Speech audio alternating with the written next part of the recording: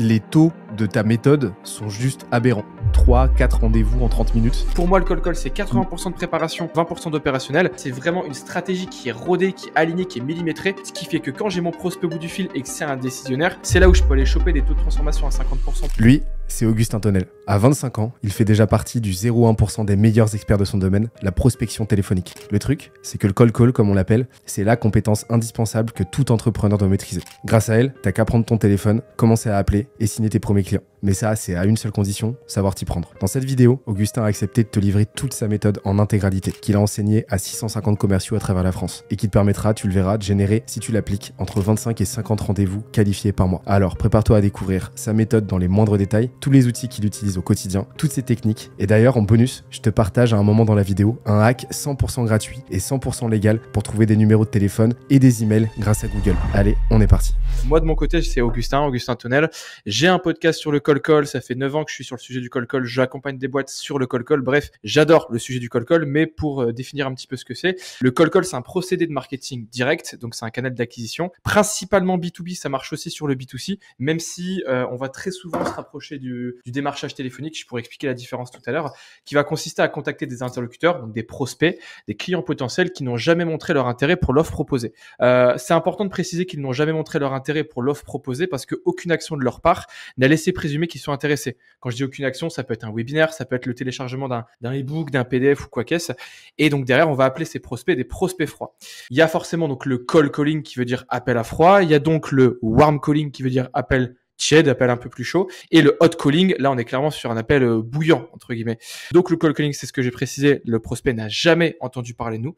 Le warm calling, il nous connaît, il nous identifie clairement. Typiquement, il a pu participer à un webinaire. Et donc, dans ces cas-là, il a manifesté un signal d'intérêt, mais pas tant que ça important, si je puis dire. Et ensuite, derrière, il y a le hot calling. Là, typiquement, il a rempli un formulaire sur notre site. Il nous a envoyé un message sur LinkedIn pour nous dire qu'il voulait un rendez-vous.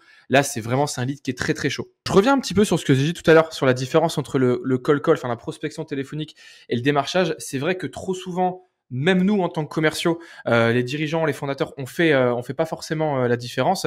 Et si déjà nous, on fait pas forcément la différence, mettez-vous à la place de vos prospects. Même eux, de leur côté, ça va être compliqué de faire cette différence. La différence, ça va être quoi? C'est que la prospection, c'est un canal d'acquisition qui va aller chercher des prospects.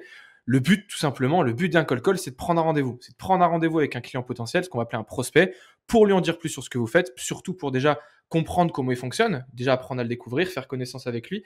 Et une fois ça fait, c'est là où derrière vous, justement, vous pouvez lui présenter ce que vous faites, axé et aligné par rapport à son contexte, par rapport à sa situation. Sinon, on tombe vraiment dans de la déballe, dans du pitch commercial qui est trop générique et c'est pas ce qu'on veut faire. Là, la différence avec justement le démarchage téléphonique, c'est que le démarchage téléphonique, c'est free, c'est SFR, c'est le CPF, c'est l'isolation à 1 euro, c'est toutes ces entreprises qui vont appeler justement des particuliers pour leur vendre quelque chose au téléphone. Et donc là, l'objectif, c'est que vous sortiez la carte bancaire au téléphone.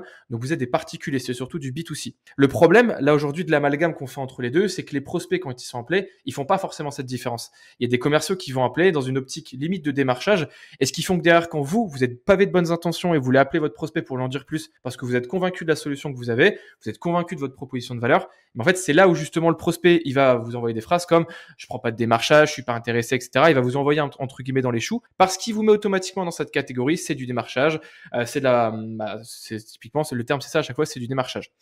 Et donc, c'est important aussi que d'entrée de jeu, dès le début de votre appel, dès le début de votre cold call, vous puissiez préciser à votre interlocuteur. Alors, non pas que c'est pas du démarchage, parce que là, automatiquement, ça fait beaucoup trop cash, mais par contre, on va gentiment lui faire comprendre avec des sous-entendus que nous, de notre côté, c'est pas de lui vendre quelque chose. Maintenant, une fois qu'on a défini ça, pourquoi le cold call c'est indispensable en 2025 et pas seulement? Je pense qu'en 2026, ça sera chouette aussi, on pourra y revenir. Déjà, c'est 82% des acheteurs, ils acceptent le rendez-vous suite à un cold call bien exécuté. Alors, ça va peut-être sembler un gros pourcentage pour certains. Nous, c'est les pourcentages qu'on va aller chercher et surtout à partir du moment, moi, je suis convaincu qu'à partir du moment où on vient aligner une bonne cible avec une bonne proposition de valeur et un bon message et que c'est le bon match, le bon fit entre les deux, et automatiquement, tout le monde est assez intelligent pour comprendre que prendre 10, 15, 20 minutes de son temps pour voir comment on peut justement optimiser son entreprise, optimiser son équipe ou s'optimiser soi, on peut prendre justement ce temps-là. Bon, je pense que tu l'as compris là, on va envoyer un max de valeur et d'infos dans cette vidéo. Le truc, c'est que apprendre des choses, c'est cool, mais les appliquer pour générer des vrais résultats, c'est encore mieux. Et c'est pour ça qu'on a pensé à toi. On t'a compilé une note de lecture, une fiche de lecture ultra actionnable, ultra concrète, ultra concise, avec à chaque fois, tu verras pour chaque partie des checklists concrètes. T'as juste des cases à cocher en fait pour aller chercher recherché et résultats correspondants. C'est directement en description de la vidéo. Tout ce que tu as à faire, c'est de cliquer sur le lien, remplir un petit formulaire et en plus d'accéder sur nos archives donc à la note de lecture correspondante, tu vas accéder à plein d'autres contenus, toujours très actionnables, toujours le plus chargé en valeur possible. Bref, je t'embête pas plus longtemps, on reprend la vidéo. Également, le cold call, c'est un canal qui permet une approche proactive et maîtrisée à l'opposé de l'inbound. Alors, oui, on peut contrôler l'inbound. Donc, pour rappel, l'inbound, c'est le prospect qui vient à soi. Ça va être la création de contenu, ça va être avoir une newsletter, ça va être faire avoir un blog. Donc, c'est le prospect qui a tiré justement dans nos filets. L'outbound, c'est quoi? C'est nous qui allons faire des actions proactives pour aller le contacter, faire du mailing, envoyer des messages LinkedIn, faire du cold call pour justement être proactif dans tout ça. Si aujourd'hui, on met tous les canaux d'acquisition côte à côte, le mailing, WhatsApp, tout ce que vous voulez, avec le cold call dedans, et le cold call met un petit peu à l'amende tout le monde parce que automatiquement, c'est du synchrone. On va prendre son téléphone, on va montrer à notre prospect qu'on est intéressé, qu'on fait l'effort de décrocher son téléphone et d'être avec lui. Et c'est pour ça que automatiquement, il y a ce retour qui est immédiat, ce retour qui est direct, et c'est pour ça qu'on peut avoir des résultats très rapidement. Donc pour une boîte qui aujourd'hui veut des résultats rapidement, veut de l'acquisition client rapidement, forcément moi je recommande tout de suite l'outbound et je recommande encore plus là aujourd'hui le cold call.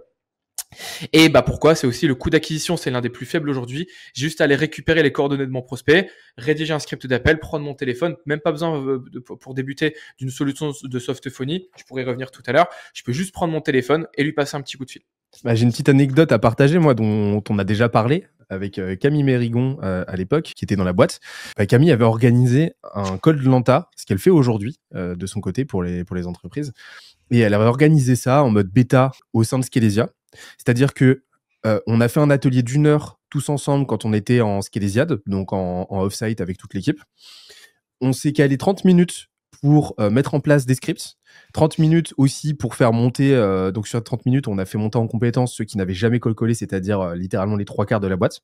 Et ensuite 30 minutes par équipe, donc 2 équipes, les rouges et les jaunes, avec pour objectif de prendre le plus de rendez-vous possible. Non seulement c'était ultra ludique, ça a fait monter toute l'équipe en compétences, mais niveau résultat, il y en avait eu 2 qui étaient colossaux. On a généré entre 12 et 15 rendez-vous, j'ai plus le compte, en 30 minutes. C'était fou. Et d'ailleurs, on s'est rendu compte que plusieurs archi-débutants qui n'avaient jamais call-callé avant ce matin-là avaient booké eux-mêmes des rendez-vous. Donc rendez-vous qui ensuite ont donné ce qu'ils ont donné commercialement. C'était cool. Et surtout, on s'est rendu compte que c'était une compétence qui pouvait potentiellement rendre la boîte insubmersible. Parce que ça veut dire que demain, on fait un call lenta potentiellement à un moment où on se retrouve sans pipe ou en déche d'opportunités. Et on peut relancer littéralement commercialement la boîte. Et n'importe quelle boîte peut le faire. Et donc, c'est là que j'ai compris la puissance du call call. Ça m'a pris littéralement, je vous montrerai tout à l'heure comment j'ai fait, mais j'étais pas dans une équipe à la base et je me suis dit, attends, toute la boîte le fait, je vais le faire aussi. En littéralement, quand on sait s'y prendre, en littéralement 30 secondes, j'avais une liste ultra qualifiée de prospects à contacter et je suis passé par Google. J'ai pas payé 1 euro pour obtenir des listes des listes et ça m'a permis de booker 2 rendez-vous en 30 minutes. Yes. L'avantage aussi, c'est que c'est ce que Benoît a partagé tout à l'heure. À partir du moment où on vient créer une routine, où on vient créer une habitude, il y a même pas en fait la situation que Benoît a partagée où effectivement là on est vraiment en dèche de lead, c'est vraiment la merde et là dans ces cas-là il faut qu'on se mette tous, qu'on mette tous la main à la pâte et qu'on décroche tous le téléphone. En fait, l'idée c'est de se dire je vais en faire un petit peu chaque semaine. Alors un petit peu, c'est pas 3 appels par semaine, hein. On s'entend, je pourrais vous partager un petit peu les chiffres tout à l'heure, mais l'idée c'est d'en faire un petit peu chaque semaine pour avoir justement un flow constant de prospects qui va arriver. Alors oui, il y a certaines semaines vous allez en prendre plus de rendez-vous, il y a certaines semaines vous allez en prendre moins, mais l'idée c'est plutôt de faire une accumulation de toutes vos semaines justement de prospection et de pas se retrouver dans cette partie où, enfin dans cette situation où on est limite en mode survie et je peux vous assurer que quand on n'a aucun lead, qu'il faut absolument qu'on prenne le rendez-vous avec le prospect parce que sinon la boîte elle va couler, et la manière, le ton, l'intonation, la manière dont va être au téléphone, c'est totalement différent. Donc autant réussir à ritualiser ça dans vos boîtes, soit parce que vous êtes le fondateur, soit auprès de vos équipes commerciales, pour que justement il y ait toujours ce flot constant de prospects qui arrive et il n'y a pas cette situation de vraiment dèche mentionnée par Benoît tout à l'heure, pour avoir cette sérénité aussi d'esprit dans l'entreprise. C'est pour ça que moi j'adore typiquement le call. Ouais, et effectivement ne pas attendre le dernier moment avant de le faire, quoi. On se met dans une sauce, ça nous crée un mouvement de panique, on commence à bégayer, on n'est pas allé sur l'exercice parce que c'est les débuts. Et on y attend énormément parce que c'est l'unique option un peu qu'on se donne. Donc ouais, je suis 100% raccord aussi là-dessus. C'est ça. Plus vous allez sacraliser le rendez-vous à prendre, parce que c'est l'objectif de rendez-vous, plus vous, de votre côté, forcément, ça va vous faire flipper. C'est pas pour donner des lois ou pour donner des règles, mais moi, il y a une loi que j'aime bien partager, c'est un peu la loi de Murphy. La loi de Murphy, c'est quoi? C'est à partir du moment où on pense qu'une situation va mal se passer, et bah, ça va mal se passer. Donc, typiquement, un fondateur ou un commercial qui se dit, là, faut absolument que je prenne le rendez-vous, si je prends pas le rendez-vous, etc., et bah, forcément, ma boîte va couler, bah, il va avoir les mains moites, il va être stressé, il va bégayer, il va hésiter. Par contre, qu'il ait pris 5, 6, 7, déjà 8 rendez-vous dans les pattes, et c'est juste un de plus. Alors, c'est pas pour autant qu'il faut se confortiser et il faut dévaloriser le rendez-vous qu'on va prendre. Il faut dévaloriser l'appel et aller vraiment en mode baba cool, mettre des crocs et des sandalettes ou quoi qu'est-ce. Mais automatiquement, le discours qu'on va avoir, l'intonation, on se sentira beaucoup plus confiant. À partir du moment où vous êtes confiant au téléphone, étant donné que le call c'est quoi? C'est principalement de la voix à limite 100%. Bah, automatiquement, derrière, vous dégagez pas le même message. Donc là, sur l'objectif de ce live, bah, c'est très simple. Vous donnez la méthode la plus actionnable possible que vous puissiez reprendre et l'appliquer à votre contexte. Structurez votre approche pour optimiser votre organisation. C'est assez simple, hein, mais le call, c'est du process et du process.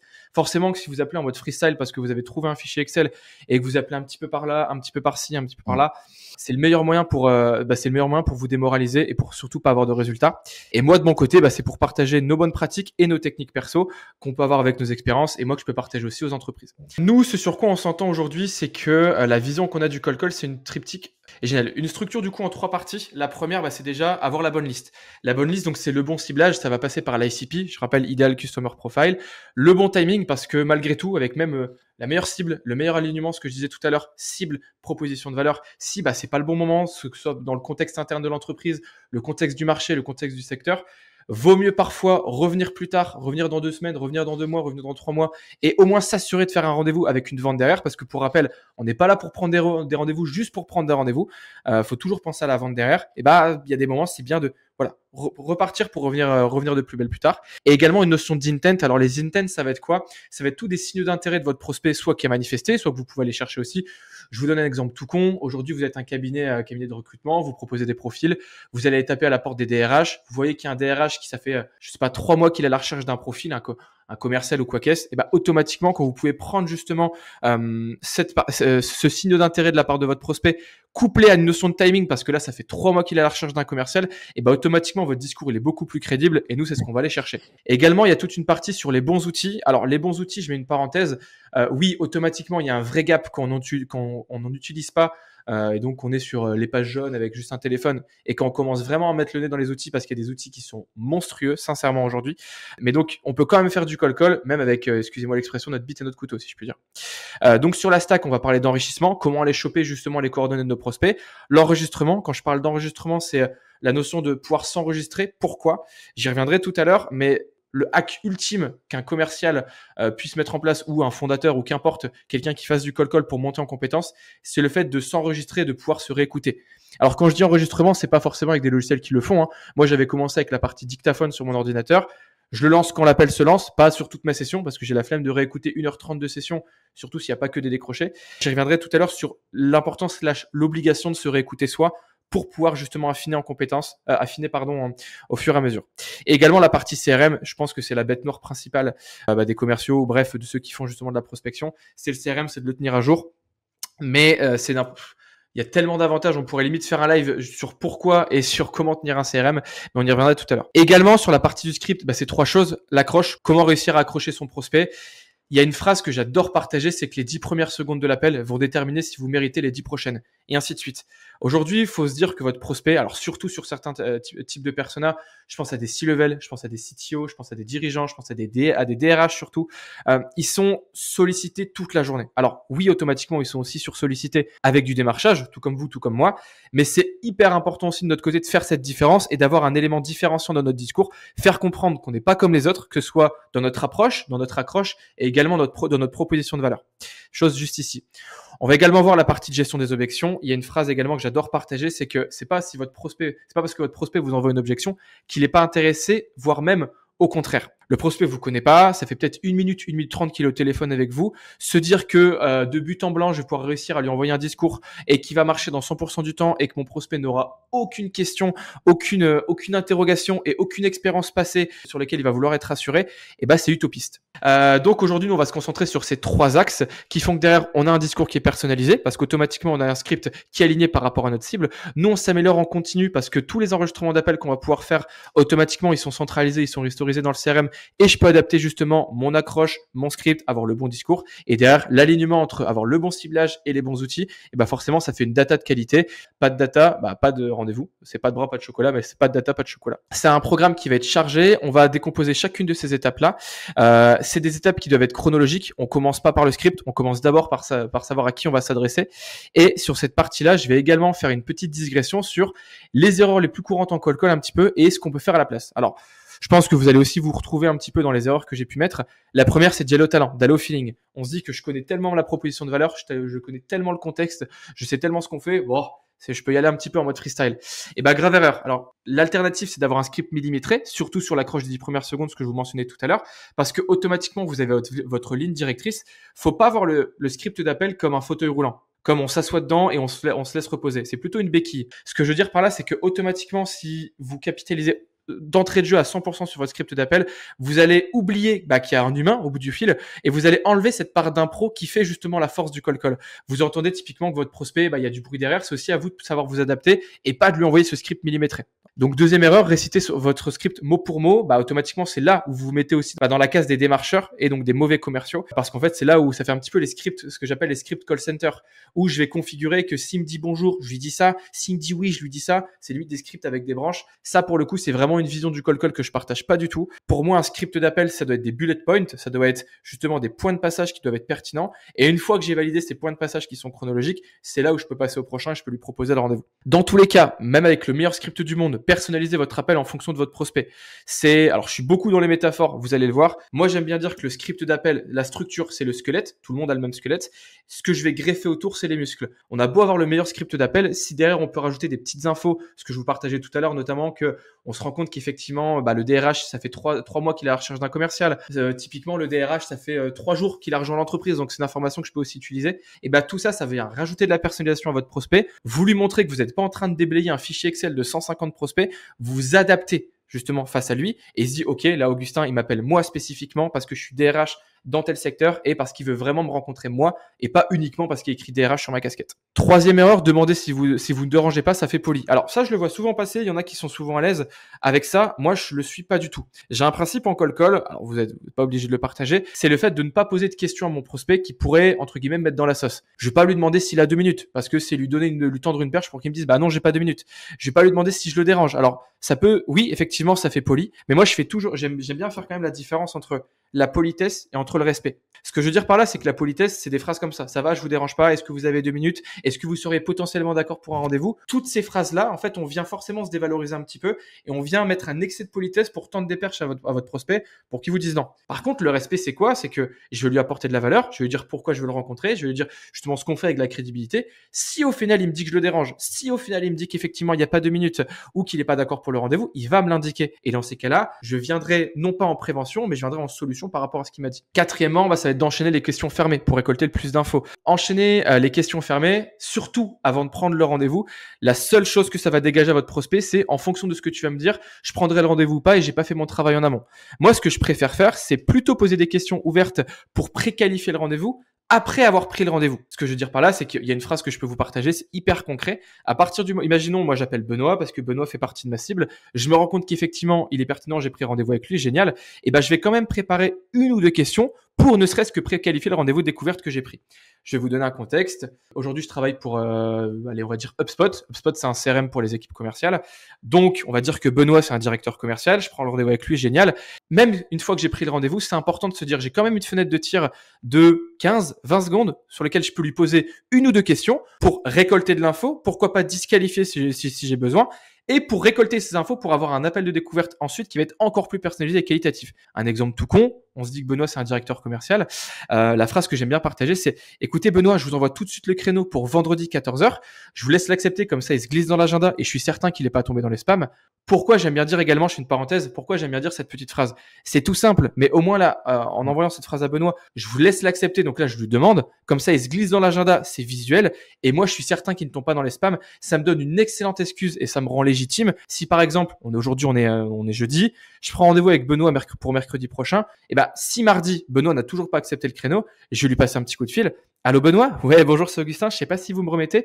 On a rendez-vous demain, mais j'ai vu que vous n'avez pas encore accepté le créneau. Pas encore accepté le créneau. Je voulais juste m'assurer que vous l'avez bien reçu. Et surtout pas, je voulais juste m'assurer que c'était toujours bon pour vous. Je rebondis sur ce que j'ai dit tout à l'heure. Je vais pas poser des questions à mon prospect si moi je vais me tirer une balle dans le pied, lui tendre une perche. Et l'avantage, c'est que derrière, automatiquement, si je rappelle Benoît du mardi, je peux encore plus revalider, reconfirmer que demain il sera présent et mon taux de no-show. Donc le no-show, c'est quoi? C'est le pourcentage de prospects qui vont pas se pointer en rendez-vous. Peut-être que vous prenez 10 rendez-vous, mais sur 10 rendez-vous, il y a 2 prospects qui viennent pas. Ça vous fait 20% de no-show. Et ben, je sais que mon taux de no-show va diminuer. Sur la partie du coup des questions de pré-qualif, je disais donc ça peut être des questions de pré-qualif, mais aussi des questions de disqualification. Ce que je veux dire par là, c'est que donc là, j'ai envoyé la petite phrase pour que je puisse déjà préparer. Je vous invite à l'accepter, etc. Ce que je viens de vous partager. La phrase qui va arriver derrière, c'est Benoît, alors pour que je puisse déjà préparer l'entretien de mercredi, vous de votre côté, et là je vais lui poser une question, typiquement si c'est un directeur d'équipe commerciale, vous de votre côté, votre équipe commerciale c'est plutôt 5, 15, 50 collaborateurs, et imaginons moi aujourd'hui j'ai un CRM, j'ai un logiciel qui s'adresse surtout pour les équipes commerciales de plus de 40 collaborateurs, parce que c'est là où on peut vraiment maximiser son utilisation et parce que c'est ma cible. Bah là, si Benoît me dit, bah non, c'est vrai qu'effectivement, on était 45, mais on a eu des départs, on est passé à 20, et bah c'est là où la question de préqualification switch sur une question de disqualification. Et c'est là où vous montrez aussi votre expertise et votre professionnalisme. Vous n'êtes pas des morts de faim. Là, aujourd'hui, si vous voulez rencontrer votre prospect, c'est pour avoir une vraie continuité dans la relation. Pas juste avoir un petit barème, un petit tic, là, aujourd'hui, sur votre objectif de rendez-vous. Mais écoutez, Benoît, nous, on a plus pour habitude d'accompagner des entreprises qui sont à au-dessus de 30 collaborateurs commerciaux pour vraiment pousser au maximum l'utilisation de l'outil. Ce que je vous propose, c'est qu'on se fasse un point où vous revenez vers moi, le jour, effectivement, vous faites partie de cette catégorie. Même là, de votre côté, ça va créer un sentiment de rareté aussi. Votre prospect va dire, ah ouais, d'accord, ok, et vos prospects préféreront toujours que vous retirez le rendez-vous qu'on a pris parce que vous vous rendez compte de quelque chose en cours de route et au moins il sait qu'il va pas perdre du temps sur l'entretien de découverte plutôt qu'il vienne, il vous donne 15-20 minutes et finalement on se rend compte que c'est pas pertinent. Erreur également numéro 5, je crois, être formel et sérieux à 200%, ça impressionne. Vous le voyez, même la manière dont on fait ce live, c'est de la même manière dont je fais mes call. Pas, je vais pas dire typiquement bite et couteau, c'est ce que je dis tout à l'heure, je vais pas forcément le dire au téléphone. Ce que je veux dire par là, c'est que soyez authentique. Vous n'aurez pas l'impression de jouer un rôle et surtout ça vous fera kiffer aussi. C'est important de vous faire kiffer parce que typiquement quand on fait du call, c'est surtout une notion de volume. Oui, c'est une notion de qualité, mais c'est surtout une notion de quantité. Alors automatiquement, si vous devez faire 30, 40, 50 appels par jour, si vous traînez des pattes et si ça vous fait chier, je peux vous assurer que le prospect va le sentir. Et si déjà en 2 minutes, il se fait chier avec vous au téléphone, pourquoi il vous donnerait 15, 20, 30 minutes? C'est la prospection, le call, c'est surtout le reflet là de la manière dont vous allez justement être. Je dis pas qu'il faut avoir une banane comme ça et qu'il faut sauter au plafond. Si c'est forcé, c'est encore pire. Mais soyez vous, soyez juste vous-même. Soyez jovial, soyez content d'être avec le prospect. Vous lui apportez une solution. Vous avez détecté qu'il faisait partie de votre cible. Et comme vous croyez en votre proposition de valeur, vous avez envie de lui en parler. C'est pour ça que justement, soyez le plus naturel possible. Erreur également, parler du produit, ça impressionne. Moi, ce que je veux dire par là, c'est que votre prospect, là, aujourd'hui, comment vous le faites, même la solution, si c'est un logiciel, etc. Je vais parler cash, il s'en branle. Sincèrement, il s'en fiche totalement. Lui, ce qui va l'intéresser, c'est ce que vous allez apporter à lui, à son entreprise ou à son équipe. C'est pour ça que tout à l'heure, moi, quand je vous montrerai le script d'appel, je l'articule toujours sur une notion d'apport de valeur et non pas sur une notion de résolution de problématiques ou une notion de mon produit, c'est le meilleur. Parce que c'est là où on tombe facilement dans cette case du commercial. Aujourd'hui, on a une solution qui est unique, qui est intuitive, etc. Tout ça, c'est des caractéristiques produits. Et ça, pour l'instant, le prospect, il s'en fiche. Également, erreur, ne jamais se remettre en question. Ce que je vous partageais tout à l'heure, l'idée, c'est de pouvoir s'enregistrer et de réécouter ces appels pour s'améliorer. Parce que, automatiquement, le fait de se dire, toutes les semaines, j'ai pu caler une petite session de réécoute, ne serait-ce de 30 minutes, 1 heure, 1h30, on va pouvoir détecter ce qui fonctionne. Dans ces cas-là, on le garde. Ce qui fonctionne pas, dans ces cas-là, on le corrige. Et c'est là où il y a vraiment cette notion de croissance et de montée en compétences exponentielle. Parce que tout ce qui va fonctionner, on le garde. Tout ce qui fonctionne pas, on le dégage. Et c'est là où vraiment vous pouvez progresser. Forcément, quelqu'un qui a tout le temps le même discours, tout le temps la même organisation, tout le temps le même process, il va avoir des résultats qui sont constants. Nous, ce qu'on veut, c'est d'avoir cette courbe de progression qui va monter et on se dit toujours que la semaine 1, elle sera forcément moins bonne que la semaine 2, la semaine 2, elle sera forcément moins bonne que la semaine 3 et ainsi de suite. Et plus on va avancer dans les semaines, plus on est certain d'avoir le meilleur script, le meilleur discours, la meilleure proposition de valeur, la meilleure réponse aux objections, ce qui fait qu'à la fin, forcément, le call call, c'est beaucoup plus simple quand on sait quoi dire, exactement quoi dire, et qu'on sait qu'il va avoir du résultat. On traîne plus des pattes pour y aller. Dernière erreur, appeler quand vous avez le temps. Se dire que ouais, ça c'est une excuse que j'entends beaucoup, voire même beaucoup trop. C'est techniquement parlant, cette semaine j'avais pas le temps. Là j'avais des rendez-vous, j'avais des salons, etc. Le problème c'est que c'est là où ça va faire ce côté yo-yo dans votre acquisition. Et c'est là où vous allez vous retrouver en fait cette phrase. J'avais pas le temps cette semaine. C'est là où vous vous retrouvez dans cette situation en mode survie où ok, et là aujourd'hui j'ai pas de lead, j'ai pas de prospect, donc je dois décrocher mon téléphone parce que c'est bien. Maintenant j'ai du temps, mais j'ai plus du tout de prospect. Et donc dans ces cas-là, il faut vraiment que j'aille choper du rendez-vous. Et c'est là où on commence à hésiter. Ouais, pas bien. Je rebondis sur ce que j'ai dit tout à l'heure. La régularité battra toujours la perfection. Je préférerais toujours un commercial qui fait 100 appels toutes les semaines plutôt qu'un commercial qui fait 500 appels sur une journée et après il en fait plus. Pour apporter un petit peu plus de corps à tout ça, là aujourd'hui, Augustin, tu travailles, on travaille ensemble en toute transparence et tu as plusieurs sessions de call dans la semaine et les taux de ta méthode sont juste aberrants. Tu pourras affiner les chiffres parce que je les ai pas en détail. Traditionnellement, tu vois, moi je me suis habitué à ce que le taux de booking du call ce soit de l'ordre de 1 pour 10. Enfin, toutes tes sessions en fait sont à base de 3-4 rendez-vous en 30 minutes. Donc je sais pas, c'est juste hallucinant. Donc la plupart des SDR vont booker sur leur bonne journée peut-être 2-3 rendez-vous sur une journée complète de call avec des sessions bien intenses et bien longues. C'est quoi les taux que tu préconises et les taux moyens de ta méthode? Alors déjà, le 1 pour 10, tu le calcules sur le composé ou sur le décroché? Je calcule sur en fait, et puis ça va dépendre des secteurs. Ouais. Là quand je te disais 1 pour 10, c'était sur le décroché même. Ok, sur le décroché. Moi, ce que je vais aller chercher, donc, déjà, je peux vous les partager. Il y a 4 datas, et pour le coup, les 4 datas que je vais aller choper, qui sont pour moi les 4 cavaliers de l'apocalypse, la première, c'est le nombre d'appels que je vais composer. Donc, le nombre d'appels que je vais composer, c'est le nombre de fois où j'ai composé un numéro, c'est tout con, soit via mon téléphone, soit via mon logiciel de softphonie. Deuxièmement, ça va être le taux de décroché. On peut se dire que sur 100 appels, je vais être entre 30 à 40% de décroché. Oui, ça dépend de l'industrie, oui, ça dépend du secteur. Ce que je vous partage là, c'est des moyennes. Ensuite, sur ces 30 à 40% de décroché, ce que je vais calculer, c'est pas tout de suite le rendez-vous, le nombre de rendez-vous pris. Une métrique que je vais aller choper, c'est également le nombre de décisionnaires. Tout ce calcul de métriques, ce tracking en quelque sorte, faut surtout pas le voir comme du flicage. C'est encore une fois cette notion de montée en compétence et d'amélioration. Ce que je veux dire par là, c'est qu'aujourd'hui, je fais une session de call de 8h à 9h. Justement, je vais juste traquer les composés et les décrochés. J'ai fait 100 appels, j'ai eu 5 décrochés. Et j'ai tout intérêt à demain éviter de faire une session d'appel sur ce même créneau parce que j'ai claqué ma tête dans le mur. Et en fait, 95% de mes appels, ça sera sur des répondeurs. Ok. Donc ça, c'est la première axe de monter en compétence. Je me rends compte qu'effectivement, j'ai eu 30% de décrochés sur ma session de 100 appels. Donc, j'ai eu 30 personnes au bout du fil. Par contre, moi, ce que je vais traquer, ce que je dis tout à l'heure, c'est le nombre de décisionnaires. Le nombre de décisionnaires, c'est le nombre de personnes qui va gérer le sujet soit de près, soit de loin. Donc, avec qui c'est pertinent d'échanger. Pourquoi? C'est parce que si je me rends compte qu'il y a je sais pas, allez, on va monter à 60-70% de mes appels qui sont pas justement des décisionnaires, j'ai aucun intérêt à continuer et j'ai un travail justement de ciblage à faire. Ce que je veux dire par là, c'est que si vous faites des appels et que la personne au bout du fil, c'est pas elle qui gère le sujet et que ça arrive dans plus d'un appel sur 2, il y a aucun intérêt de continuer. Il y a une notion d'affinage justement de messages à faire et surtout de cible. Et la dernière data que je vais choper, ça va être quoi? Ça va être forcément le nombre de rendez-vous pris. Et à chaque fois, on peut en faire une conclusion. Donc là, techniquement parlant, si j'ai moins de 50% de décisionnaires sur mes décrochés, il faut que j'affine ma cible. Vous en doutez bien. Moi, ce que je vais aller chercher, c'est minimum 50% de taux de transfo sur les décisionnaires. Ce que je veux dire par là, c'est que si j'ai 10 décisionnaires au bout du fil et que j'ai pas pris un rendez-vous sur 2, moi, de mon côté, je me pose des questions.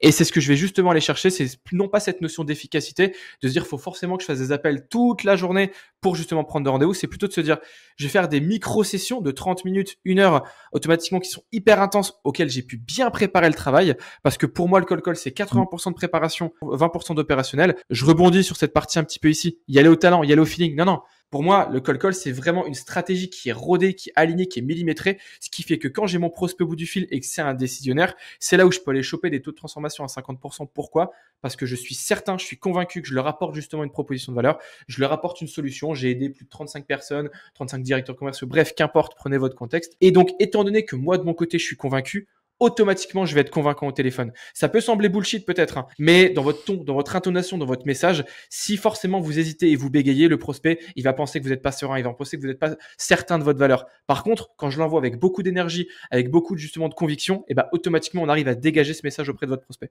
Pour rentrer dans le vif du sujet, premièrement, on a parlé donc la première partie du triptyque, c'est quoi? C'est le ciblage, la bonne audience. Combien de fois je l'entends cette phrase du moi, tu sais, Augustin, j'ai la chance de pouvoir parler à n'importe qui. Voilà, j'ai une offre qui est assez générique, qui peut cibler à tout le monde. Sauf que le problème, c'est que si ça se décompose aussi dans votre prospection, dans votre script d'appel, bref, dans votre stratégie, et bah, automatiquement, c'est la plus grosse balle dans le pied que vous pouvez vous tirer. Pourquoi? C'est parce que penser que vous pouvez adresser tout le monde de la même manière, et bah, c'est forcément devoir avoir un discours qui va être générique et qui va pas leur parler. Le but, quand on fait de la prospection, c'est de réussir à faire comprendre à votre prospect que vous l'appelez lui spécifiquement parce qu'il fait partie de ce contexte, de ce secteur et justement de cette catégorie de cible. Alors justement, pour définir ce qu'on appelle votre ICP, votre Ideal Customer Profile, plus vous allez mettre des critères clés. Je pense au secteur, je pense à la taille d'entreprise, je pense à la fonction de votre persona, du décisionnaire, je pense au chiffre d'affaires qui va générer, c'est important également, et la zone géographique, et bah forcément, plus votre discours va parler à votre cible. Je vous donne un exemple tout bête. Si là aujourd'hui, je me fais un listing et je dis, et que je parle à mon prospect, je dis, moi aujourd'hui, j'accompagne les entrepreneurs. Entrepreneur, ça veut tout rien dire. Des entrepreneurs en France, on a plein dans différents secteurs, dans différentes catégories. Vous doutez bien que tous ces entrepreneurs-là, ils ont des problématiques, ils ont des contextes qui sont différents. Et donc, penser qu'il y a une offre qui va réussir à adapter tous les entrepreneurs, et bah forcément, même là aujourd'hui, vos propositions de valeur, elles doivent être beaucoup plus affinées. Et donc, c'est pour ça que si là, par exemple, je dis, moi, je vais accompagner les solopreneurs qui font du coaching commercial et qui vont cibler justement les entreprises qui font de la prestation de service, et bah là, automatiquement, le prospect, l'impression qu'il a, c'est OK, j'ai capté. Augustin, il m'appelle moi spécifiquement parce que je suis solopreneur, etc. Vous avez compris le message. Les erreurs à éviter, c'est forcément de ne pas segmenter suffisamment et de perdre du temps sur les mauvais prospects. Je vais encore une fois, je vais vous donner une métaphore. La prospection, je le vois un peu comme un arbre fruitier. Sur un arbre fruitier, il y a plein d'arbres. Je sais, ça va vous donner faim, surtout que c'est la pause déj. Il y a plein d'arbres. Forcément, il y a des fruits qui sont plus mûrs que d'autres et des fruits qui sont pas mûrs. Vous pouvez décrocher tous les fruits de cet arbre fruitier. Mais ceux qui seront les plus susceptibles de tomber le plus rapidement et de pourrir sur le sol, c'est lesquels? C'est ceux qui sont les plus mûrs parce qu'ils sont les plus lourds. Concentrez-vous à chaque fois sur les prospects auxquels vous êtes certain que vous leur apportez de la valeur et également eux vont vous en apporter. Ce que je veux dire par là, c'est que c'est bien beau de vendre des Ferrari, c'est bien beau de vendre des prestations luxueuses, etc. Mais si la cible que vous avez définie en amont peut pas s'offrir justement votre service, votre produit, il n'y a aucun intérêt de continuer justement sur cette cible-là. Donc quand vous définissez justement votre ICP, il peut en avoir 1, 2, peut-être 3, mais c'est grand maximum. Et à chaque fois, toute la stratégie de prospection que vous allez construire, c'est par rapport à l'ICP. Ce que je veux dire par là, c'est que si vous définissez que vous allez taper à la porte du DRH, du responsable marketing et du fondateur, ok, peut-être qu'à chaque fois, c'est pertinent, je dis pas le contraire. Est-ce que vous pensez vraiment que l'axe de personnalisation que vous allez avoir, enfin le discours que vous allez avoir, vous pouvez en avoir un qui fit avec à chaque fois les 3? Non. Il faut avoir un script, une stratégie de prospection alignée pour chacun des personas. Comme ça, vous êtes certain que vous avez un discours qui lui parle à lui spécifiquement parce qu'il est DRH dans le secteur de la tech, dans une entreprise où il y a plus de 150 collaborateurs. Donc, première étape, on va définir justement la cible qu'on va adresser et on va également regarder justement s'il n'y a pas une notion de timing, une notion de momentum qu'on va pouvoir choper. Tout à l'heure, j'ai vu la question dans le chat, les meilleurs jours et les meilleurs horaires pour appeler. Mardi, jeudi matin, fin d'après-midi, etc. J'aurais beau vous partager tout ça, ça va être des tendances. En France, il y a plus de 750 000 commerciaux. Vous en doutez bien que là, si je vous dis, il faut forcément appeler le mardi entre 11h et 12h30 parce que c'est la pause déj, si tout le monde fait ça, ça va être un bordel et votre prospect il va être sursollicité. Ce que je veux dire par là, c'est que je préférerais toujours un commercial qui prend son téléphone, même sur un créneau où peut-être qu'il y aura un peu moins de décrochés, mais c'est pas grave parce qu'il prend quand même son téléphone, plutôt que le commercial qui va dire moi j'appelle exclusivement le mardi et le jeudi parce que j'ai regardé un live sur LinkedIn et je sais que c'est des bons jours, etc. Un autre exemple, en fonction de votre secteur, ça va également changer. Il y a des périodes de closing fiscal, il y a également les vacances. Là, aujourd'hui, vous allez taper à la porte des restaurateurs, même si oui, in fine, quand vous allez taper des C-level, donc pour rappel, des C-level, ça va être des prospects qui font, auxquels il y a justement un C dans leur intitulé de poste. Chief Marketing Officer, Chief Technical Officer, ce qu'on va appeler des C-level, c'est des profils décisionnaires. Et ben eux, très souvent, c'est le matin, entre 8h et 9h, parce qu'ils sont pas encore au bureau. C'est entre 11h et 12h30, parce que c'est la pause déj, etc. Et ben par contre, si là aujourd'hui votre cible, ça va être les restaurateurs, franchement, bon courage pour les contacter de 11h à 12h30, parce que ils vont être en plein shift et c'est impossible pour eux de pouvoir vous adresser la parole. Donc, regardez votre cible, construisez votre avatar et ensuite regardez également s'il n'y a pas des éléments de timing, des momentum, je vous l'ai mis juste ici, donc ça c'est les tendances, il n'y a pas des éléments sur lesquels vous pouvez vous appuyer. Forcément, lundi, vendredi c'est compliqué parce que le lundi c'est la réunionite aiguë, tout le monde est en réunion. Le vendredi, tout le monde a envie de partir du bureau, donc c'est un peu plus compliqué, tout le monde se dépêche de terminer le matin. Mardi, jeudi, milieu de semaine, c'est plutôt cool. Et le mercredi, pourquoi je vous l'ai mis en orange, c'est parce que en fonction de l'intitulé aussi du poste, techniquement parlant, on peut aussi partir plutôt du bureau pour les enfants. Ça, c'est sur la partie des jours, mais encore une fois, c'est des tendances. Sur la partie du créneau horaire, je vous ai mis avant 9h. C'est typiquement mon créneau préféré. Alors oui, ça peut surprendre de se dire on va m'appeler avant 9h. Il y a des entreprises qui travaillent de 8h à 16h, donc pour le coup, 8h, 9h, ça reste quand même un créneau professionnel.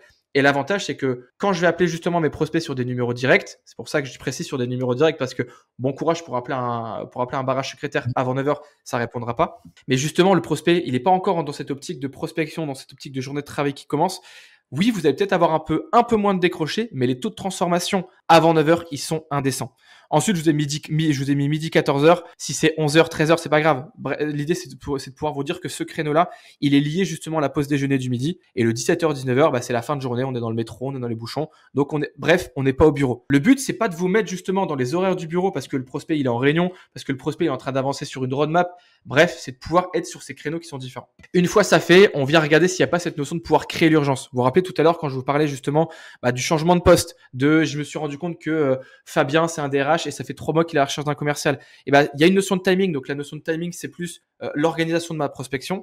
Le compelling event, c'est de pouvoir justement s'appuyer sur une info que j'ai chopée sur Google Alert ou Google News, ma base de données parce que j'utilise un outil comme Apollo, Faro, je pourrais vous les partager tout à l'heure, ou même LinkedIn. Rien qu'avec LinkedIn, vous pouvez aussi trouver des informations, que ce soit dans les posts LinkedIn, dans les commentaires. Faites aussi cette notion de veille, de récolte d'informations sur lesquelles vous appuyez, parce que automatiquement, entre 2 cabinets de recrutement qui vont appeler un prospect, entre le premier qui va faire son discours et le deuxième qui va faire son discours, mais qui a pu juste rajouter, j'ai pu voir que ça fait 3 mois que vous êtes à la recherche d'un commercial, et automatiquement, il est beaucoup plus crédible et on vient créer cette notion d'urgence, on vient s'appuyer sur une notion de momentum. Je vous ai mis plusieurs choses sur la partie des compelling events, il y a les événements, changement de poste, la publication des bilans, fin de budget Q4, fin de contrat avec un prestataire, bref, là c'est un événement, c'est une notion de timing. Il y a le marché, il y a une nouvelle loi qui vient de passer, il y a un marché en hausse, ou alors les problématiques, par exemple les problématiques internes, humaines ou techniques. Ce que je veux dire par là sur les problématiques sur lesquelles vous pouvez vous appuyer, je vais vous donner un exemple qui va vous parler. Même si forcément on n'a pas l'info, il n'y a pas un post LinkedIn qui le fait, on sait très bien que là aujourd'hui dans le secteur du médical, ils sont sous-effectifs. Là aujourd'hui on sait que dans les hôpitaux ils sont, c'est la galère. Ça c'est une problématique qui est connue et c'est une problématique humaine. Là le petit zoom, c'est vraiment intéressant parce que je pense qu'il y a quand même une grosse partie des gens qui imaginent le call comme on va dire seulement ce call qui est réalisé, qui est appelé qui est traité, alors qu'en fait effectivement il y a toute la stratégie en amont, le positionnement, le ciblage, et ça c'est commun à beaucoup de canaux d'acquisition forcément, mais j'ai l'impression que ça l'est encore plus sur du call parce que en fait on a la personne au téléphone, donc on n'a pas ce côté asynchrone d'un mail, d'un message LinkedIn pour pouvoir en fait travailler, A/B tester en fait tous ces sujets-là. Il faut que ce soit ultra bien calibré dès le démarrage pour être efficace Ultra bien calibré sur le démarrage, c'est là où justement il y a une erreur que je voudrais partager et qui est potentiellement réalisée par 80% des call callers aujourd'hui, c'est de se dire, alors même avec tout ce qu'on a partagé aujourd'hui, même avec les étapes, définition de la cible, etc. Il y a potentiellement l'erreur que je vais vous partager, c'est celle de se dire ok, très bien, moi je vais aller cibler les DRH, donc je fais ma petite popote sur internet, je regarde, tiens, j'ai trouvé un DRH, donc je vais aller sur son profil LinkedIn, tiens, il y a des informations qui sont importantes, que ce soit là des compelling events ou qu'importe, mais bref, je veux m'appuyer sur des informations parce qu'Augustin a dit qu'il fallait, ok, très bien, je récolte des infos, je vais récupérer son numéro de téléphone avec des outils qu'on pourra vous partager tout à l'heure, je le prends, je le mets dans mon CRM, je lui passe un petit coup de fil, il m'a pas répondu, j'ai fait ça en 10 minutes, j'ai perdu 10 minutes. Je fais ça avec un deuxième prospect, il m'a pas répondu, j'ai perdu 20 minutes, et ainsi de suite. Ce qui fait qu'en 1 heure, on a juste appelé 6 prospects. Nous, tout ce qu'on veut, toute cette partie-là où on va définir la cible, où on y reviendra tout à l'heure sur les étapes prochaines, etc. Tout ce qu'on veut là, c'est pouvoir le mutualiser. Ce que je veux dire par là, il y a un terme que j'adore employer, c'est la notion de batch. Donc, ça vient du batch cooking. Le batch cooking, c'est quoi? C'est que je vais pouvoir me faire je vais pouvoir mutualiser, entre guillemets, ma cuisson de mes plats, de mes aliments, etc. pour avoir tous mes plats sur la semaine. Comme ça, j'ai gagné du temps. Et on va faire du batch call calling, si je puis dire. On va définir la cible. On va créer justement cette cible via les outils que je pourrais vous partager tout à l'heure. Une fois que ça c'est fait, je peux justement récolter des informations sur lesquelles m'appuyer. Donc, sur mes 100, 150, 200 prospects. Une fois que ça c'est fait, je peux le mettre dans mon CRM. Et c'est là où ma session de call va commencer. Et étant donné que j'aurais bien pu affûter mes lames, bien pu préparer mes armes pour justement avoir un discours qui va parler à ma cible. Et encore une fois, c'est une cible unique. Dans mon listing, dans ma base de données, j'ai pas du CTO, du fondateur, du DRH. Non, j'ai une cible unique avec un discours qui va être unique pour lui, qui va être personnalisé. C'est là où je peux vraiment avoir une notion de quantité tout en faisant une notion de qualité derrière. Sur la stack outils, il faut se dire qu'on est sur 3 verticales. La première, c'est L'enrichissement, aller récolter justement la data, à être certain d'avoir la bonne data pour contacter mon prospect. Vous en doutez bien que si on fait que du call sur du 0,3 ou sur du 0,2, bah forcément c'est beaucoup plus chronophage et c'est beaucoup plus énergivore parce qu'on va passer par l'ennemi numéro 1 du commercial quand on fait de la prospection, c'est la sainte secrétaire, c'est le barrage secrétaire. Alors plein d'étapes, il y a plein de méthodes que je pourrais vous partager pour passer au-dessus, mais il faut quand même se dire que dans tous les cas, son métier à elle, c'est de vous stopper. Si elle détecte que vous êtes commercial, son métier à elle, c'est de vous envoyer bouler. Donc c'est là où justement il y a aussi la nécessité de se dire, on va forcément gagner du temps en passant par des numéros directs. L'enregistrement, c'est l'enregistrement des appels et le CRM, c'est pour pouvoir centraliser toutes les informations. On va en récolter un paquet des informations quand on fait du cold call. On va en préparer aussi beaucoup. Le but, c'est qu'on puisse les retrouver facilement pour justement faire des sessions de cold call qui sont qualitatives. Je vais vous partager une petite astuce.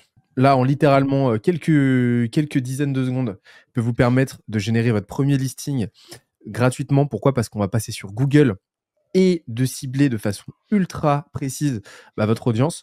On va parler de booléen. Donc en fait, une recherche booléenne, qu'est-ce que c'est ?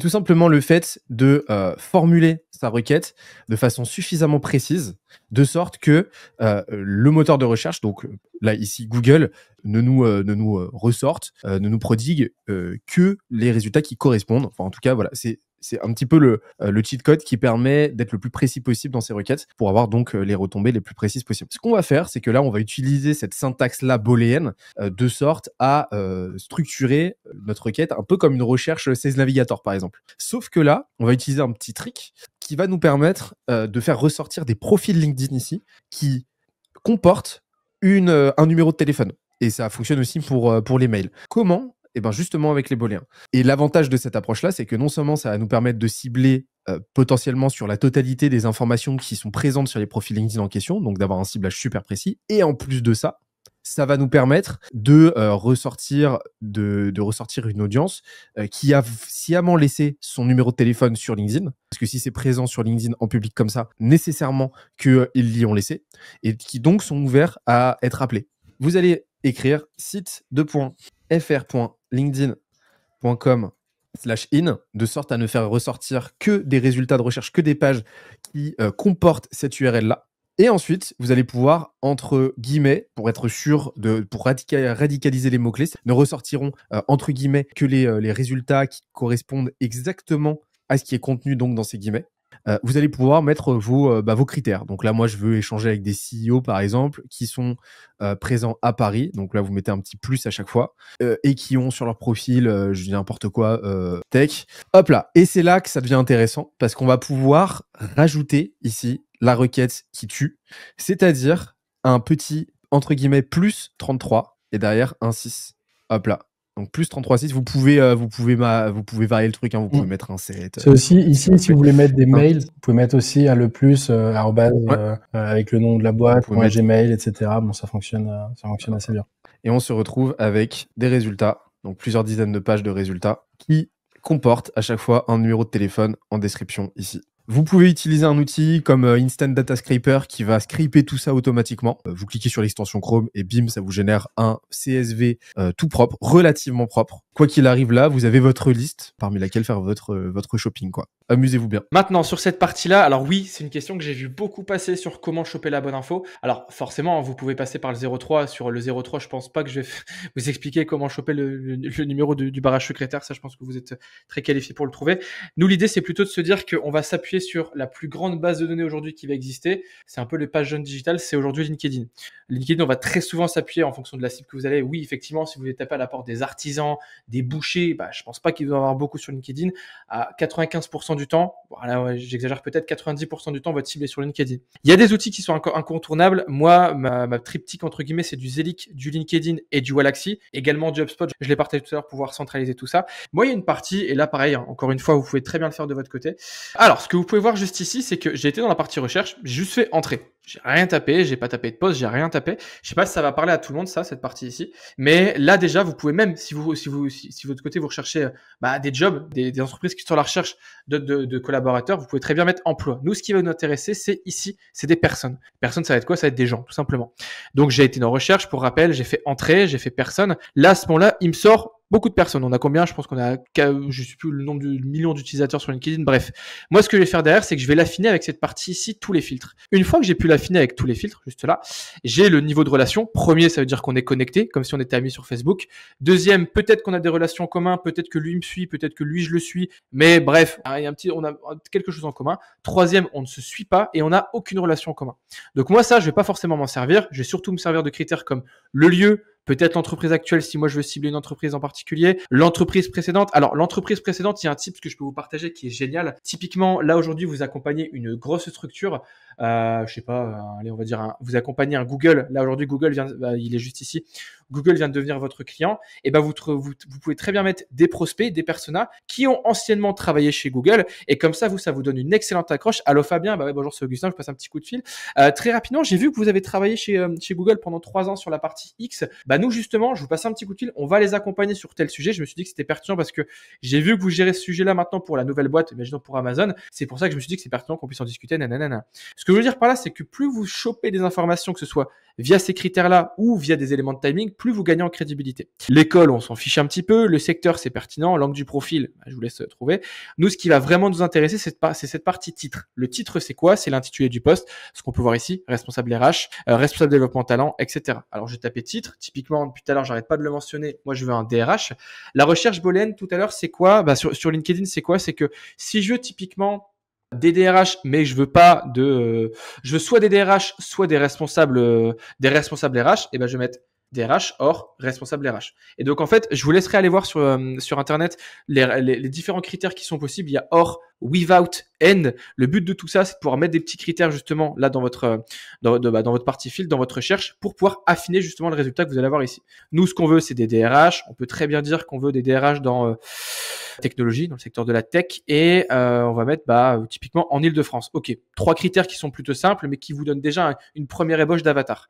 Hop, là je vais avoir donc 510 résultats qui vont être juste ici, où j'ai des DRH qui sont justement dans le secteur de la tech en Île-de-France. Là, à ce moment-là, ce que je vais faire, c'est que j'ai greffé une extension qui s'appelle Wallaxy, qui pour le coup est utilisée pour faire de l'automatisation de séquences. Moi, ça, je m'en sers pas parce que je crois vraiment en l'humain et à la personnalisation. C'est pour ça que j'aime pas forcément utiliser cette verticale de Wallaxy. Par contre, la verticale que je vais utiliser, c'est la partie création de listing. Vous vous rappelez tout à l'heure quand je vous parlais de justement dissocier les étapes de votre prospection, et c'est justement au lieu d'aller chercher Marie-Camille, d'aller sur son profil, etc., de le mettre dans le CRM, on va justement se créer un fichier de 100, 150, 200 personnes, 200 prospects pour ensuite prendre ce fichier et l'enrichir.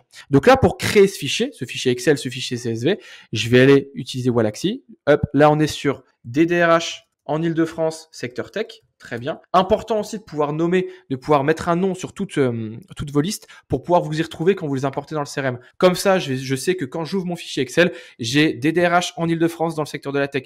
Et quand justement je crée mon argumentaire, je peux dire, moi je permets justement au DRH en Île-de-France dans le secteur de la tech et là je peux enchaîner. Et là automatiquement, Marie-Camille va se dire, génial, Augustin il m'appelle moi spécifiquement parce que je suis une DRH en Île-de-France dans le secteur de la tech. Principe de cohérence, l'être humain aime bien ce qui est cohérent. Donc je vais créer ma petite liste, je vais faire créer juste ici. J'ai 510 résultats à apporter, donc hop, je me casse pas la tête, je copie-colle. Je vais aller le mettre juste ici. Et alors, je vais pas le lancer parce que ça va être un petit peu long, mais du coup, je vais les importer. Il va ensuite pouvoir les mettre dans Wallaxy. Et c'est là où il va me créer un fichier Excel, un fichier CSV que je pourrais exporter pour ensuite le déposer dans quel autre logiciel, Zelic. Zelic, aujourd'hui, c'est pour moi le meilleur logiciel d'enrichissement si vous voulez trouver les numéros de téléphone et les coordonnées de vos prospects. Parce que d'un côté, le taux d'enrichissement, ce qu'on va appeler le taux d'enrichissement, c'est je donne 100 lignes à Zelic, et Zelic est capable de, en moyenne, m'en enrichir 75, voire même 80%, en s'appuyant le plus possible sur la RGPD. Typiquement, il y a un autre logiciel qui s'appelle Casper, qui n'a pas respecté la RGPD, ils se sont pris 240 000 € d'amende, ce qui fait que derrière, automatiquement, quand vous faites du call et que vous appuyez sur des numéros perso et qu'il y en a vraiment beaucoup, la tournure de la session prend une tournure un peu différente. Vous allez vous manger beaucoup de prospects qui sont aigris, beaucoup de prospects de comment vous avez mon numéro. Là, je sais que quand je fais une session de call, j'ai très peu cette objection et ça, c'est l'avantage. Donc, j'ai pu créer mon fichier CSV, mon fichier Excel. À ce moment-là, un fichier CSV, c'est quoi? C'est colonne nom avec tous les noms de mes prospects, colonne prénom, colonne nom d'entreprise. Truc très simple, très sommaire pour l'instant. Je vais pouvoir aller dans cette partie hub d'enrichissement. Je vais dire l'information que je vais aller chercher, soit l'email, soit le numéro de téléphone, soit l'email et le numéro de téléphone. Et j'ai plus que derrière à déposer mon fichier. Ce qui fait que derrière, en littéralement 1 minute 30, j'ai pu faire ce qu'on appelle ma phase de mapping. J'ai pu mapper ma cible qui m'intéresse et en constituer un fichier. Une fois que ça c'est fait, je vais quand même nettoyer mon fichier. Pourquoi? C'est parce que là, du coup, sur Zelic, j'ai forcément dépensé des crédits pour justement enrichir ma cible. Et forcément, si au final, quand je crée mon fichier, je me rends compte qu'il y a des boîtes que j'ai déjà accompagnées, je me rends compte qu'il y a des entreprises que je voulais pas accompagner, c'est important de pouvoir faire ce petit nettoyage avant de le déposer sur votre logiciel d'enrichissement. Je vais le déposer juste ici et c'est là où il va me l'enrichir. Je peux vous partager ici, par exemple, toutes les bases de données que j'ai faites.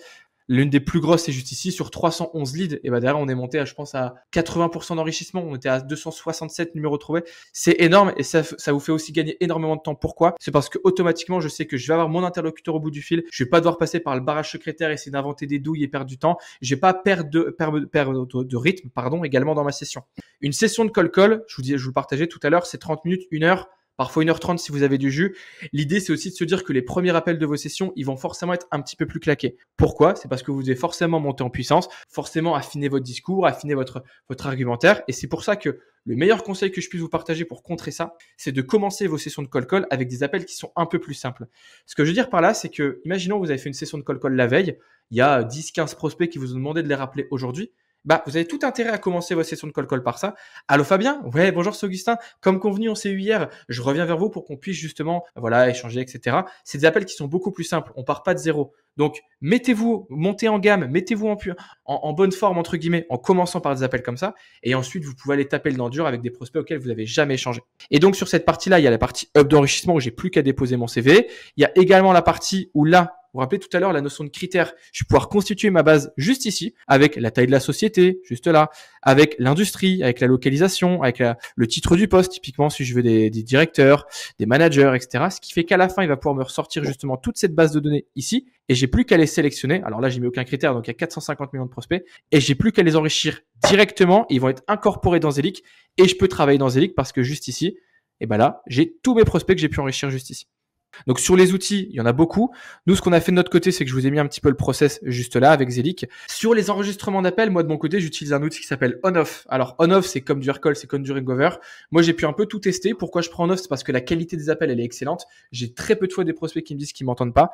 Et également, j'ai un bon dashboard pour pouvoir justement suivre tous mes appels, le nombre d'appels que j'ai fait, le nombre d'appels sortants, le nombre d'appels entrants, etc. Alors là, je crois que j'ai fait hier peut-être le scrim, donc pas beaucoup d'appels. Mais ce que je veux vous dire par là, c'est que c'est important aussi pour vous de pouvoir traquer toutes les actions que vous allez faire. Pourquoi? C'est pour pouvoir justement monter en compétence au gré des semaines. C'est-à-dire que là, techniquement parlant, oui, j'ai pris moins d'appels, mais regarde, j'ai pris plus de rendez-vous. Est-ce que j'ai changé quelque chose dans mon argumentaire, etc., etc. Une fois que ça c'est fait, on va avoir le bon discours, chose que je pense que vous attendez un peu tous. Le bon discours, ça va être quoi? Savoir accrocher son prospect, envoyer une proposition de valeur qui va lui parler et gérer les objections qui vont peut-être arriver. Premièrement, moi, j'ai un pattern qui est tout simple, qui est excellent et qui fonctionne à chaque fois. C'est je permets à cible des entreprises de bénéfice 1, bénéfice 2, bénéfice 3. Pourquoi je préfère toujours axer mon argumentaire avec une notion de bénéfice plutôt que de problématique? C'est parce que automatiquement, si j'appelle mon prospect, oui, bonjour Fabien, alors j'ai pu voir que vous êtes DRH, moi ça tombe bien, je change tous les jours avec des DRH qui ont des problématiques de A, B et C. Premièrement, votre discours va être négatif. Et donc, discours négatif, forcément, on n'a pas envie de passer, ça nous fait pas passer un bon moment. Deuxièmement, elle est où la personnalisation dont je vous ai mentionné tout à l'heure? Si vous appelez un DRH et vous lui parlez juste parce que c'est écrit DRH sur sa casquette et que vous estimez que du coup, comme il est DRH, il a les mêmes problématiques que tout le monde. Voilà. Troisièmement, le prospect vous connaît pas suffisamment, il n'y a pas suffisamment confiance en vous pour vous dire, effectivement, t'as raison, j'ai ces problèmes dans ma boîte, donc je vais accepter le rendez-vous, donc je vais accepter que j'ai des problèmes. Non. Mettez plutôt votre argumentaire d'un point de vue bénéfice. Comme ça, déjà, premièrement, votre prospect peut se projeter avec vous. Deuxièmement, vous avez un discours qui est positif. Et troisièmement, là, quand vous parlez de bénéfice, peut-être que l'entreprise de votre prospect va bien, mais en acceptant le rendez-vous, ça peut aller encore mieux. On n'est plus dans cette optique de résolution de problématiques. Et ce que je vous disais tout à l'heure sur je permets à cible des entreprises, c'est pour justement faire le lien, faire ce principe de cohérence psychologique auprès de votre prospect. Je t'appelle toi, Fabien, spécifiquement, parce que tu es DRH dans une startup française dans le secteur de la tech. OK?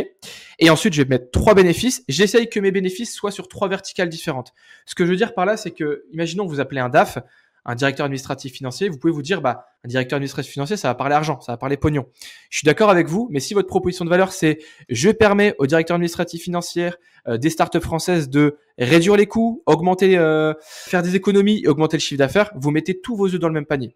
Donc, quand vous définissez justement vos bénéfices, assurez-vous de prendre des verbes d'action qui sont concrets, réduire les coûts, diminuer le turnover, augmenter la productivité et assurez-vous aussi qu'ils soient sur des verticales qui soient différentes avec derrière, à la fin, un avantage unique. Ce que je veux dire par là, l'avantage unique, c'est quoi? C'est ce qui fait votre différence par rapport à tous vos concurrents sur le secteur et sur le marché. Parce que là, votre prospect, on l'a dit tout à l'heure, il est sursollicité. Si vous vous concentrez exclusivement sur vos bénéfices, si votre prospect a été appelé la veille et que vous avez quasiment les mêmes bénéfices que votre concurrent, et typiquement votre prospect va dire je suis déjà équipé, je travaille déjà avec X, avec Tartampion, bref, il va vous mettre dans la même catégorie que tout le monde. Par contre, si vous envoyez votre avantage unique juste derrière, automatiquement votre prospect en une phrase va comprendre que vous n'êtes pas comme les autres. Sur le framework, j'utilise comme beaucoup de personnes AIDA. Comment je vais structurer mon framework AIDA? Le framework AIDA s'articule en 4 parties. Accroche, intérêt, désir, action. Moi, mon accroche doit toujours répondre à 3 questions. Qui je suis, ce que je fais, ce que je veux. Je rebondis sur ce que j'ai dit tout à l'heure sur la notion d'entrée de jeu, dire à mon prospect pourquoi j'appelle pour justement faire la différence. Là, 95% des commerciaux, quand ils vont appeler le prospect, oui, en fait, je vous appelle parce que j'ai vu que vous êtes DRH. En fait, nous, on est une société fondée en 67, 2 fondateurs. En fait, là, vous reniflez entre guillemets autour de votre prospect. Il sait pas ce que vous voulez. Et donc, c'est là où il va vous couper la parole avec des, oh, mais qu'est-ce que vous voulez? Qu'est-ce que vous me vendez? Je suis pas intéressé. Non. Moi, ce que je veux d'entrée de jeu, si j'appelle mon prospect, allô Fabien, bonjour c'est Augustin, donc qui je suis, je me présente aussi. Société Tartampion, ce que je fais. Là, à ce moment-là, ce que je fais, c'est pas tout de suite la proposition de valeur. C'est déjà faire comprendre que c'est un appel pro. Je vais valider également 2 choses, que mon interlocuteur au bout du fil, c'est bien Fabien, que Fabien est bien DRH. Et c'est là où moi, je vais vous partager une accroche que j'adore utiliser, c'est je sais pas si vous me remettez. Des accroches, il y en a plein, il y a vous allez bien, etc. Pour le coup, je les ai toutes testées. Moi, celle que j'adore, c'est je sais pas si vous me remettez. Typiquement, j'appelle Benoît, je dis oui, allô Benoît, bonjour, c'est Augustin, Société Skelesia. Je sais pas si vous me remettez. Ce qui fait que derrière, automatiquement, si j'ai déjà envoyé un petit mail, une demande de connexion ou qu'importe à Benoît, en fait, il vient se projeter dans l'appel. Le but de l'accroche, c'est de capter l'attention de mon prospect. Et tant que j'ai pas chopé l'attention de Benoît, quel est l'intérêt d'essayer justement de l'intéresser avec une proposition de valeur s'il est même pas pleinement avec moi dans l'appel? Et donc, je vais lui poser cette question pour qu'il puisse se projeter avec moi. Je sais pas si vous me remettez. Non, écoutez, c'est pas grave. Au moins, Benoît, vous êtes toujours le cofondateur de Skelesia. Génial.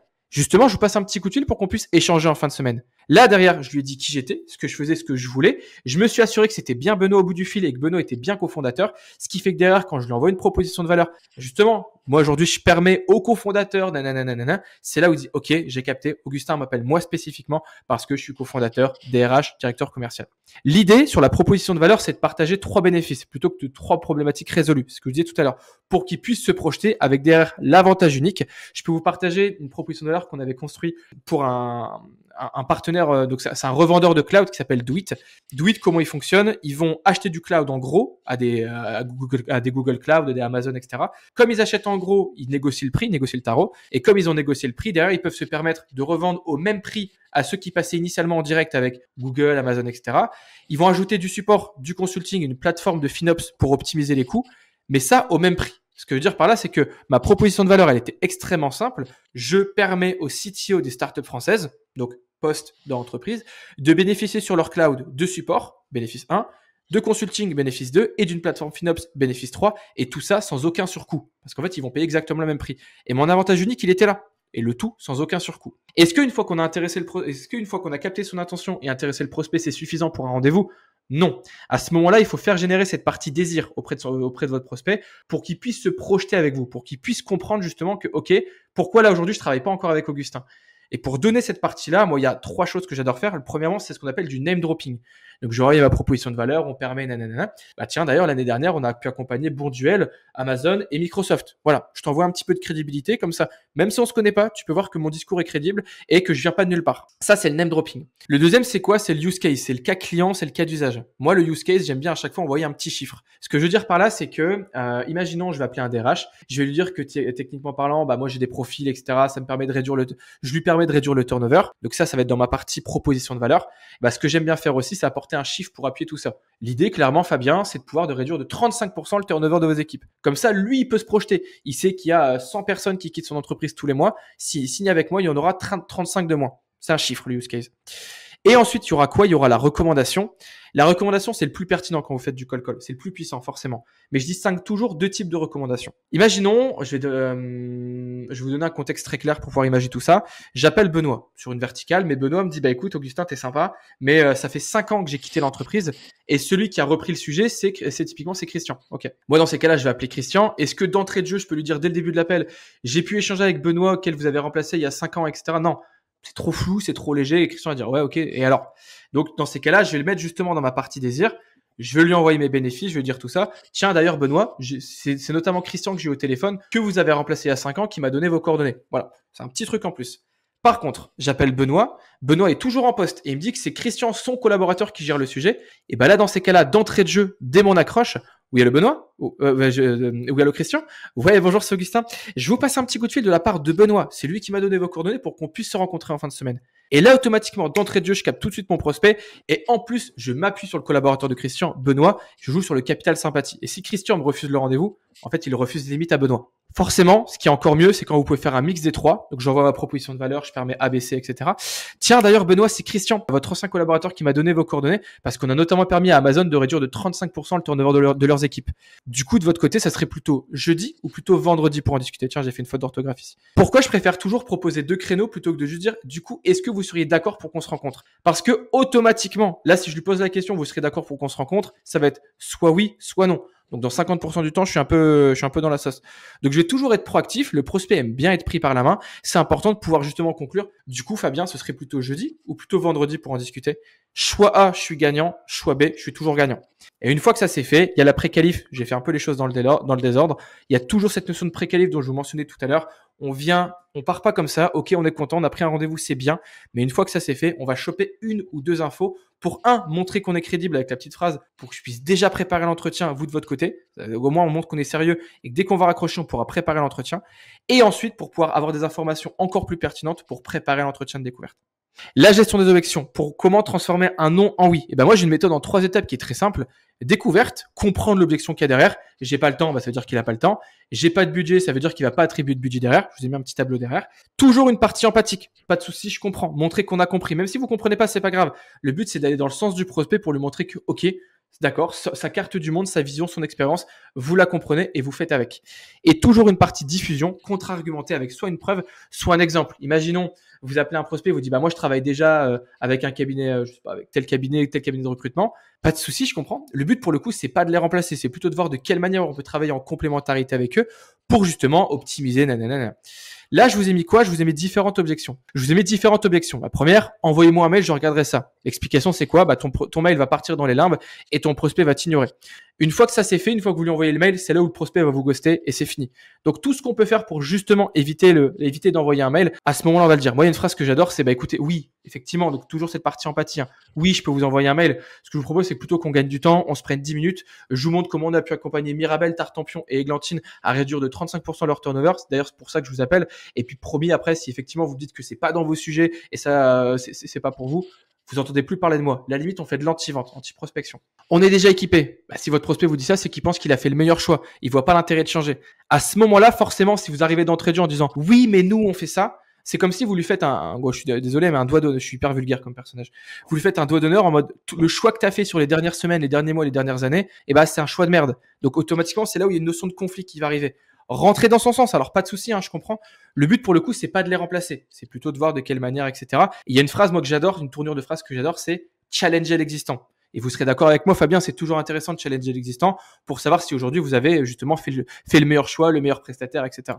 Il est en rendez-vous, je peux prendre un message. Là, c'est ce que j'ai mis, élu par numéro 1 des secrétaires. À ce moment-là, elle fait son taf de secrétaire. Moi, ce que j'aime bien faire quand vous avez une secrétaire en face de vous, j'ai vu la question tout à l'heure, il y a 3 manières. Manières que vous pouvez faire justement pour contrer une secrétaire. La premièrement, c'est d'être sympa. Alors oui, pas de souci. Bonjour Fabienne, je vous passe un petit coup de fil. J'espère que vous allez pouvoir m'aider. Je souhaitais parler à Fabien. Je suis au bon numéro, ça va? Là, c'est un excès de gentillesse qui va la placer dans une posture d'entraide. Dans 15% du temps, ça va marcher. Le reste du temps, ça va pas fonctionner. Moi, je suis plus de la team autorité. Mais sinon, la secrétaire me répond au téléphone. Elle me dit que c'est Fabienne. Oui, bonjour Fabienne. Augustin pour Fabien. Merci beaucoup. C'est à quel sujet? Là, si elle me pose la question, c'est à quel sujet? Là, je vais partager un sujet très technique. Ce que je vous partageais tout à l'heure sur la partie du cloud. Le cloud de Google, il y a des parties, c'est QWERTY, c'est Kubernetes. Et en fait, quand la secrétaire me disait c'est à quel sujet, c'est à propos de QWERTY. Merci beaucoup. Je savais pas forcément ce que c'est. Et dans le doute, du coup, elle me passe justement l'interlocuteur. En conclusion, j'aimerais prendre un petit peu de hauteur parce que là, tu nous délivres la quintessence de ta méthode qui découle d'années, vraiment littéralement d'années de pratique. Tu as complètement perdu le compte du nombre de milliers, de dizaines de milliers d'appels que tu as passés. Cette méthode-là marche. c'est normal si vous ressentez du scepticisme, si à certains moments vous avez ressenti du scepticisme à l'égard de certains éléments, de certains pans de cette méthodologie, ça peut carrément se comprendre.